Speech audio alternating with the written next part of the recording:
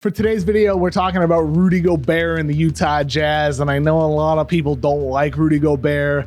I know a lot of people think he's overrated. I know people think he didn't deserve to win 3 Defensive Player of the Year awards, and if you feel that way, that's okay. I'm not here to argue with you about that, but he's an all-star again for a reason, so can we at least agree, at worst, Gobert's a good defensive player. He's good. Good. We can agree on that, right? He's good. He's a 7-footer with a 7'9" wingspan. He plays hard. He rebounds. He alters a ton of shots. That's the reason why he's getting dunked on by Russell Westbrook. It's because he's there contesting the shot. Gobert gets beat sometimes, but so doesn't every defender that actually tries. And more often than not, he's getting the stop. Gobert's good, at the least. He's good. We can agree there, and we can probably agree that he's the most important defender on the Utah Jazz, considering their defensive system revolves all around his presence inside the paint. But that does get thrown out of whack against some 5-out teams who can pull Gobert away from the paint with a shooter. And when Gobert is off the court, the defense just falls off the rails. And that's the problem. You pull Gobert away from the rim, and the Jazz lack perimeter stoppers needed to contain penetration, and they lack the rangy backline defenders to help inside. Without Gobert on the court and in the paint, this team is doomed. That's why January was such an awful month for them, with Gobert in and out of the lineup. But the trade deadline is just 1 week away, and the Jazz do have options out there that can help solve some of their problems. So what are they going to do about it? Finding strong wing defenders should be Utah's priority because of their defense's inability to contain opposing scorers from getting to the basket, whether it's because of weak point of attack defense or whether it's because of a lack of help inside. This is especially problematic against a team that they might need to beat in the playoffs, such as the Warriors. When Steph runs a pick and roll, a lot of the time defenses blitz or show at the level of the screen as an attempt to prevent him from pulling up from 3 and to force the ball out of his hands. When that happens, help defenders need to be ready to contain the guy rolling to the basket. So here, with Gobert at the 3-point line, the pass goes to Kevon Looney, and there's no help behind Gobert. Nobody bothered to rotate over. And even if they do, it doesn't always work. 1 minute later in the same game, Jordan Clarkson's there on the help, but he offers papier-mâché resistance. And the rest of Utah's defenders aren't all that much better, whether it's Donovan Mitchell or Bojan Bogdanovic or Joe Ingles, who's now out for the rest of the season with a torn ACL.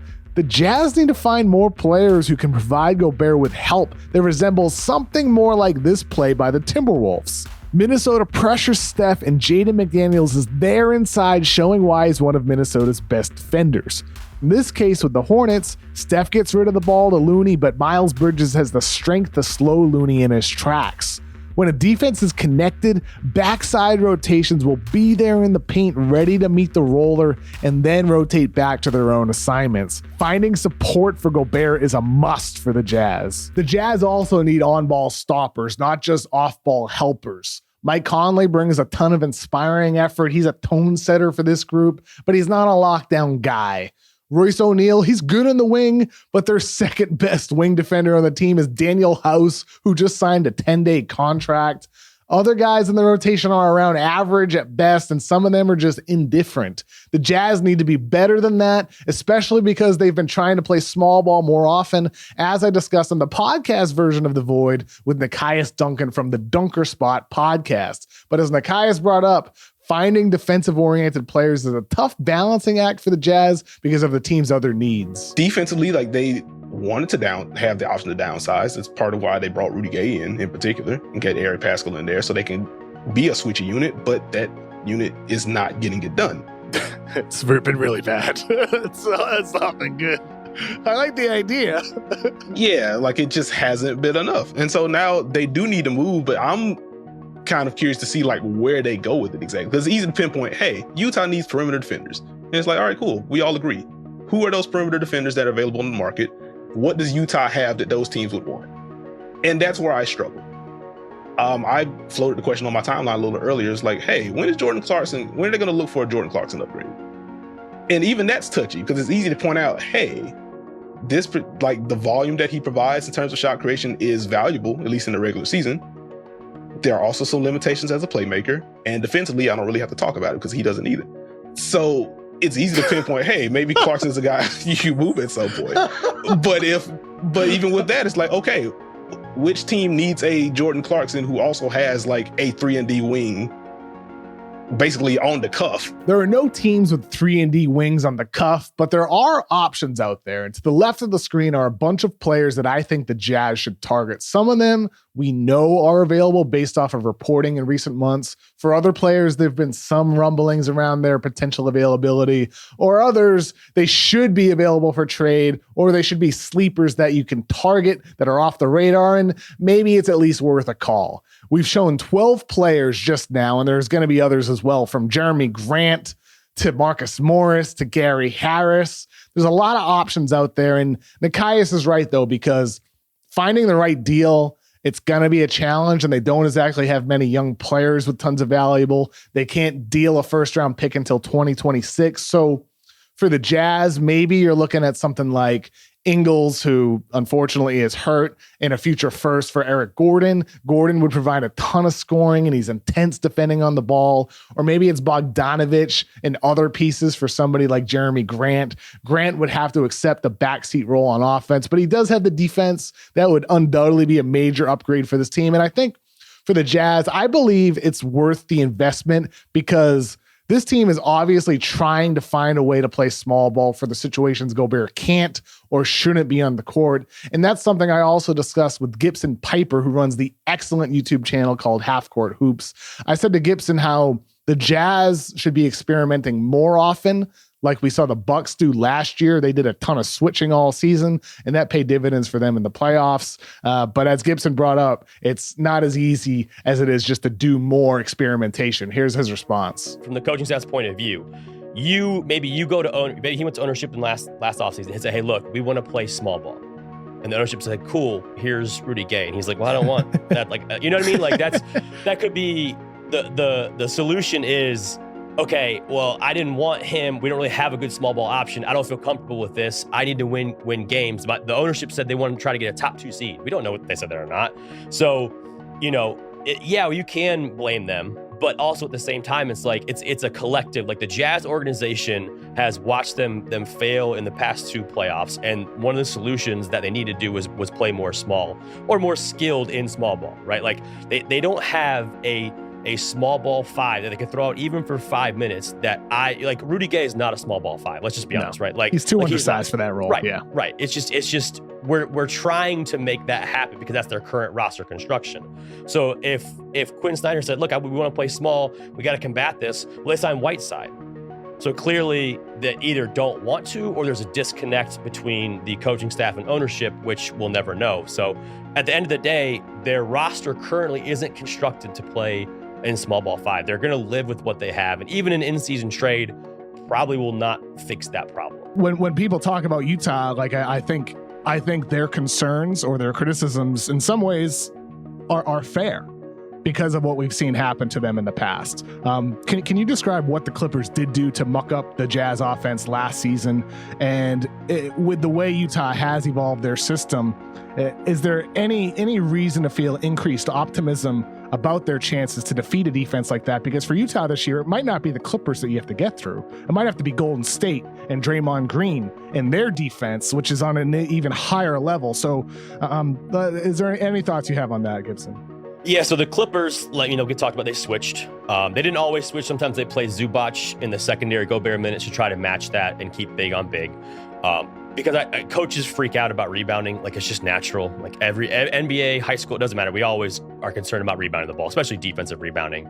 But the big thing is when they switched, they were just daring Gobert to try and post up. Like they're begging him to post up because that takes the ball out of everybody else's hands. And then what they would do is, let's say they switch, a weaker defender like Kennard onto Mitchell. Sometimes they're throwing blitzes at him, so they go to switch the blitz scheme. So they would switch it and then blitz from the next guy over, and then they already get in rotations, but they're not worried about the rotations of Gobert sealing it or posting up, because they're wanting that, they're basically baiting them to doing that. Has he shown any more ability to do that this season after putting some work into it over the offseason?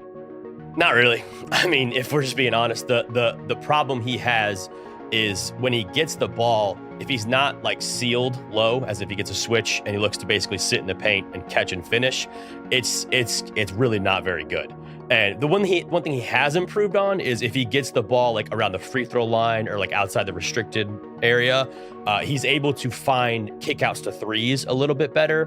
But in terms of like, especially post-ups, it's not very good. And they're only posting him up like, I think like 4% of the time. And he's one of like the second or third worst post-up players in the NBA.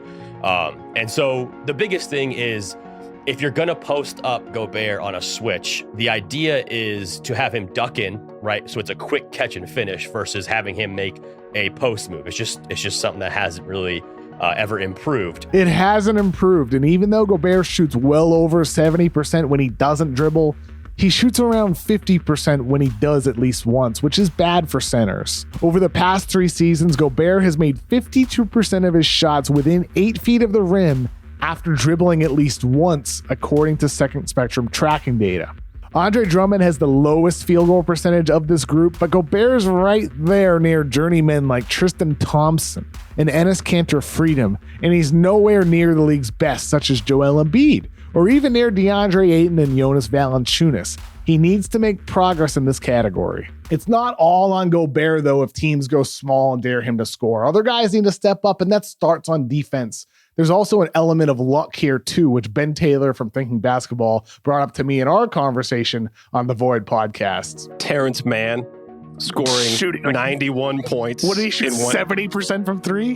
What was it? 30, 39? What was that game? The single game. Oh, it was absurd. Yeah. I mean, there's no doubt that Clippers style versus the Gobert defense is like, thunder lightning, right? There's no doubt that it can present matchup problems, but we didn't get to see Utah's offense at full strength, and frankly, we didn't get to see their defense at full strength, because when you go to the reserves, when you chip into your depth, the problem wasn't Gobert per se. His value is minimized to some degree in that system, absolutely. But the problem was no one could stay in front of the ball. Yeah, so it was just breakdown after breakdown after breakdown. And then for some reason, there's fans that want Gobert to guard all 5 guys at the same time anywhere on the floor. And that's just not possible. Gobert can't throw and catch the ball at the same time, and he can't protect the rim and get stops at the point of attack on defense either. The Jazz need to find Gobert help on defense while also maintaining the spacing and the shooting that's so valuable to them on offense. And this is going to be a challenge, but it's not impossible. There's deals out there to be made, and everybody should be tradable except for Gobert, Mitchell, and Conley. Those are your keepers. The Jazz are just a couple of right moves away from being a true championship contender. They got to get this right. Let me know in the comments what you think about Utah. Who should they target? Is this even fixable? Because I know a lot of you out there are like, Gobert, he's not the guy. You can't win with him. I disagree with you. To me, Rudy Gobert is a winning player. I think he embodies winning qualities across sports with the effort he puts in on the court, the heart he plays with. I love Rudy Gobert. I wrote a big feature about him before the season, so maybe I'm a little bit biased, but I've always liked him. That's why I wanted to write it in the first place. And with Gobert, I just think he needs support. They got to find him guys who defend like he does. And right now, they just don't have that. It's all on him. But let me know what you think in the comments. Is there any saving this season for the Utah Jazz? I appreciate you watching. I appreciate all of the guests. We loaded in a lot of them. Been talking a lot of Jazz this year on the Void podcast, which you can find on the Mismatch podcast feed. If you give that a listen, that would mean a lot. But I appreciate you watching this as well. Please give us a like. Subscribe to The Ringer on YouTube. That always helps us out. Thank you again for watching. I hope you have a fun rest of your day.